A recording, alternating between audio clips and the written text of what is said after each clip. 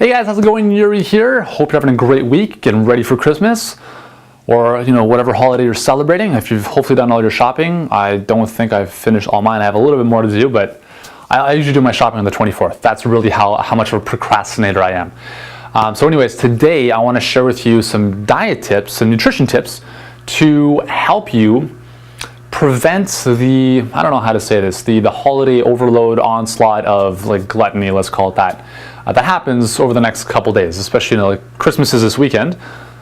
We celebrate on the 24th. It's Danish tradition to do it on the 24th. We open gifts at night, and then we're going to Amy's parents on the Sunday, the 25th. So it's going to be a lot of food, a lot of driving, but it's going to be fun.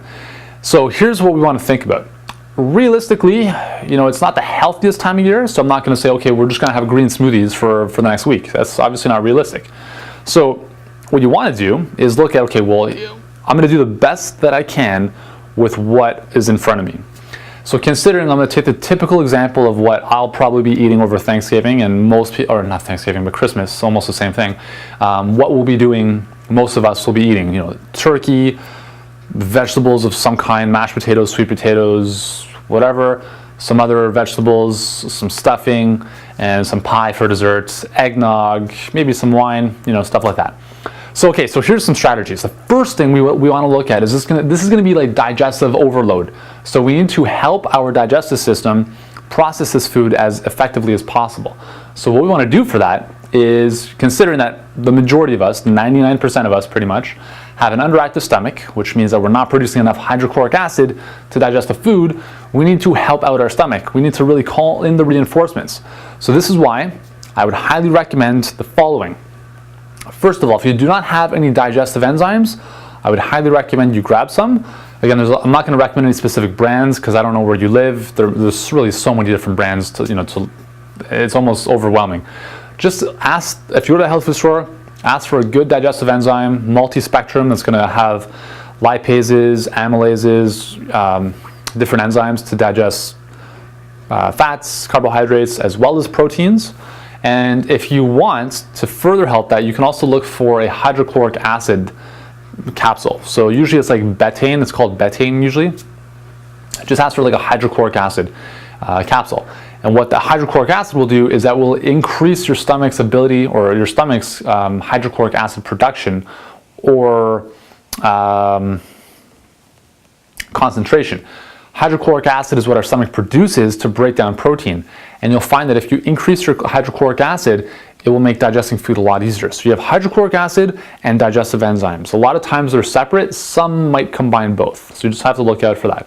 So here's what you want to do. Is if you're doing hydrochloric acid, take a couple capsules before your meal. So it's going to rev up your digestive juices.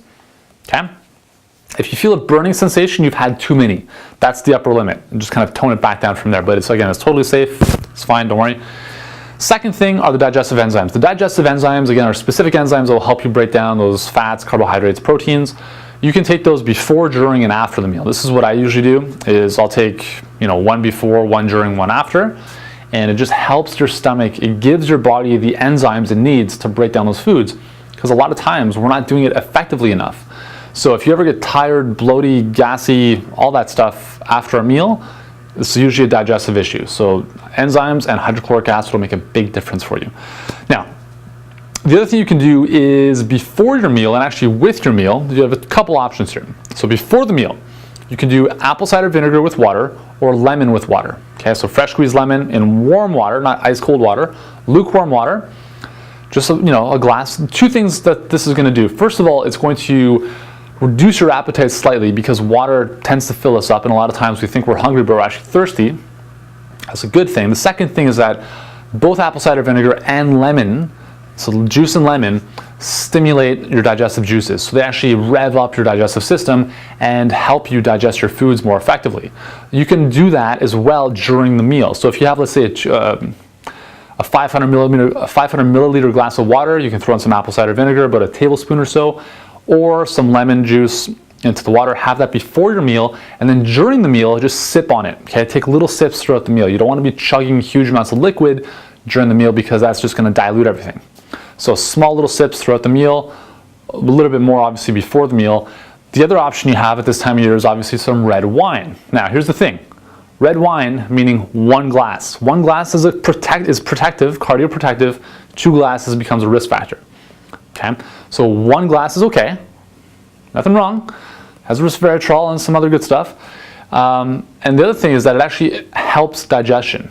Okay, so red wine has some enzymes in there that improves digestion. Not white wine, red wine. That's an option if you want, but you don't have to do it. So those are some really helpful things to improve your digestion during the meal. Now the other thing that you can consider is called meal sequencing. And this is a little less realistic, I find, because essentially this is the idea. So proteins and fats take longer to digest than carbohydrates. So let's say you have turkey and then you follow the turkey with potatoes, as an example. The turkey is mainly protein and fat, so therefore it's going to take several hours to get kind of empty out of your stomach. If you have carbohydrates or fruit sometimes is served after the meal, which is not a good idea, if you have that stuff sitting on top of the fat and protein, well then that's when you're going to start getting some digestive issues, okay? Because it's not going to empty out in a very pleasant manner, okay? So it's going to take a long time for the protein to get out. You're going to have the carbohydrates, which are going to be digesting themselves on top of that, and they have nowhere to go. That's when you start getting all the gas and the belching and all that discomfort. So what you want to do with the sequencing is start off with the simple and end off with a complex. Okay, so start off, for instance, if you're having bread, start off with the bread. Okay, it's a simple carbohydrate. It'll go right through your system pretty quickly. Then you want to add in maybe the starch root vegetables, so like potato, sweet potato, carrots, turnips, whatever it is you're having. Those will be next, okay? Because again, those are a little bit starchier, but they will digest quicker than the proteins and fats. Okay, so the vegetables, the starchy stuff, the stuffing as well can go in there, and then you'd finish it off with the turkey. Obviously, that's the ideal situation. Is that going to happen? Probably not. Will I ever do that with that kind of like turkey dinner? I don't think so, realistically, because I like the combination of turkey with stuffing and cranberry sauce. That's just the combination I like in my mouth. So that's the way it's going to go. But anyways, you can try that sequencing if you want. If it's realistic for you, that's great. If not, just use the digestive enzymes, the hydrochloric acid, and the apple cider vinegar, and or the lemon water throughout your meals. So there we go. Hopefully that's helped you out. And remember, this time of year, just enjoy, right? Don't worry about feeling guilty about whatever. But yeah, that's the way it goes. That's the way I live, at least. And it's all about moderation, right?